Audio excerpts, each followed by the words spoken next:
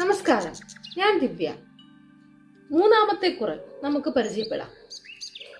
മലർമിസൈ ഏകിനാൻ മാണടി ചേർந்தாർ നിലമിസൈ നീടു വാഴ്വാർ. ഈ കുറലിലൂടെ തിരുവള്ളുവർ നമുക്ക് മനസ്സിലാക്കി തരുന്നത് എന്തെന്ന് വെച്ചാൽ, നമ്മുടെ ഹൃദയത്തെ ഈശ്വരൻ കുടികൊള്ളുന്ന ഒരു പൂവുമായി ഉപമിച്ചിരിക്കുന്നു. എങ്ങനെ നമ്മുടെ ഹൃദയം ഈശ്വരൻ കുടികൊള്ളുന്ന പൂവായിട്ട് മാറും? നന്മകൾ ചെയ്യുന്നതിലൂടെ, സൽക്കർമ്മങ്ങൾ ചെയ്യുന്നതിലൂടെ നമ്മുടെ ഹൃദയം ഈശ്വരൻ കുടികൊള്ളുന്ന ഒരു പൂവായിട്ട് മാറും. നമ്മുടെ ആയുരാരോഗ്യത്തിന് നമ്മൾ എന്ത് ചെയ്യണം?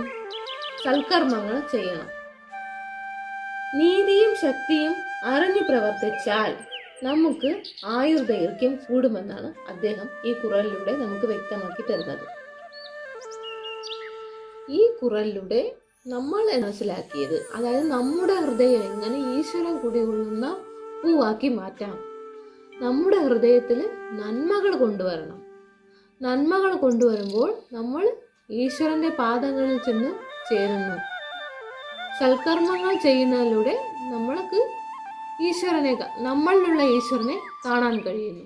ഇതാണ് ഈ കുറലിലൂടെ നമ്മൾ മനസ്സിലാക്കേണ്ടത്. அன்பும் நன்மையும் இருக்கிற இதயம் மலர் பூண்டது. அந்த மலர் பூண்ட இதயத்துல இறைவன் குடிகொண்டிருப்பான். அதனால எப்பவும் நன்மை சேர்ந்து அன்போட இருந்து நல்ல வாழ்க்கை வாழ்வோம். നന്ദി, നമസ്കാരം. അടുത്ത കുറലുമായിട്ട് നമുക്ക് വീണ്ടും കാണാം.